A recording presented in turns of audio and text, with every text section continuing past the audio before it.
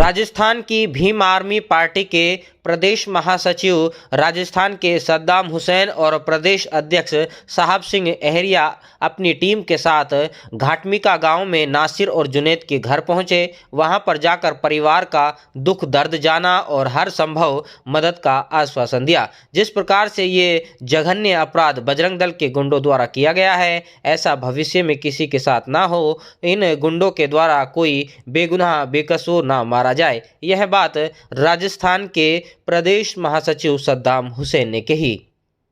इसलिए इस न्याय की लड़ाई को लड़ने के लिए भीम आर्मी के राष्ट्रीय अध्यक्ष मंजीत सिंह नौटियाल 28 फरवरी को घाटमिका गांव पहुंच रहे हैं। इस दौरान भीम आर्मी जिला अध्यक्ष मुकीम अहमद, जिला उपाध्यक्ष डॉक्टर सतपाल, टपुकड़ा तहसील महासचिव दलजीत उस्मान खान, जिला मीडिया प्रभारी नदीम अहमद, उप सरपंच यूसुफ खां, भीम आर्मी महिला मोर्चा जिला अध्यक्ष भरतपुर जसवंता लवानिया आदि लोग मौजूद रहे।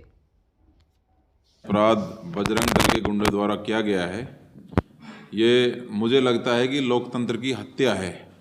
एक संवैधानिक देश के अंदर जो संविधान के अंदर कोई कानून नहीं है गौरक्षा के नाम पर, लेकिन जो बजरंग दल के गुंडे हैं, इन्होंने देश के अंदर एक संगठन बना रखा है गौरक्षा के नाम से, जिसके माध्यम से सिर्फ और सिर्फ ये लोग मुस्लिम समाज को टारगेट करके उनकी हत्याएं करने का काम करते हैं। उनको जातिवाद के नाम पे मार देते हैं, गौरक्षा के नाम पे मार देते हैं।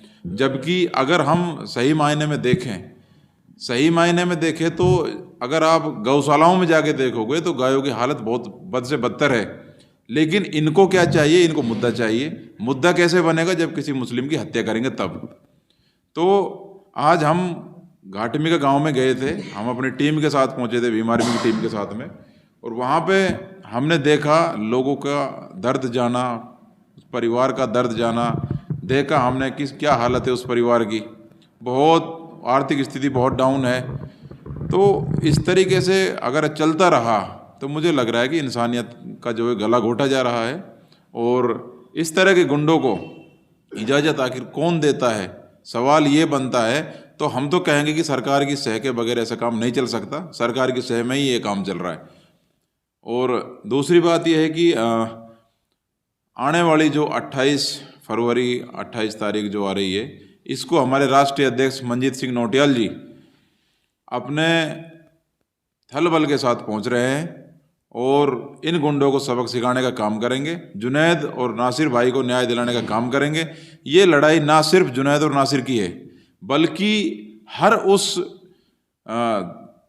उस मजलूम की है जो इनके द्वारा सताया गया है, बजरंग दल के आरएसएस के गुंडों के द्वारा सताया गया है, जिनकी हत्याएं हुई हैं। उन सब के हक और अधिकारों की बात के लिए वो मंजीत सिंह जी हमारे यहाँ पर आ रहे हैं। और दूसरी बात, मैं एक और बात कहना चाहूँगा, जो अवैध रूप से जो ये संगठन चल रहे हैं, जो लोगों को मारने का काम कर रहे हैं, हम इनको बैन करवाने की मांग करते हैं सरकार से कि किसी प्रकार इनको जल्द से जल्द बंद करा जाए। अन्यथा भीम आर्मी ना सिर्फ राजस्थान में, पूरे भारत के अंदर इतना बड़ा आंदोलन करेगी जिसकी जिम्मेदार शासन प्रशासन खुद होगा। ये आपका सवाल बिल्कुल सही है और मैं इसका जवाब देना चाहूँगा। जैसा आप लोगों को पता है कि असामाजिकता तो हर समाज में होते हैं, लेकिन एक बेगुनाह को मारना, बेगुनाह के साथ जाति करना, ये कहाँ का कानून है? एक जो वाकई में गुनहगार है, वाकई में कुछ गलत कर रहा है और कानून से अलग जा रहा है, कानून के विरुद्ध जा रहा है, तो उसको सजा देने का प्रावधान भी संविधान के अंदर है, कानून व्यवस्था है देश के अंदर। तो उसके दायरे में रह करके उसको सजा दी जाए, ना कि ये कि बजरंग दल का कोई गुंडा है, आरएसएस का कोई गुंडा है, कोई भी गुंडा आके किसी को उठा के ले जाएगा और उनको जो गाड़ी में ले जाएंगे, मारेंगे, पीटेंगे, उसके बावजूद उनकी हत्या कर देंगे। ये तो कहीं किसी कानून में नहीं लिखा। आम आदमी के हाथ में अगर किसी की गर्दन आ जाए तो इसका मतलब ये थोड़ी कि उस गर्दन को तोड़ देगा। इनको गौरक्षा के नाम पे हम मानते हैं, चलो ठीक है, हम किसी की आस्था को चोट नहीं पहुंचाना चाहते, और ना ही ये किसी भी समाज के लिए ये काम ठीक नहीं है, नहीं करना चाहिए किसी को, गलत बात है।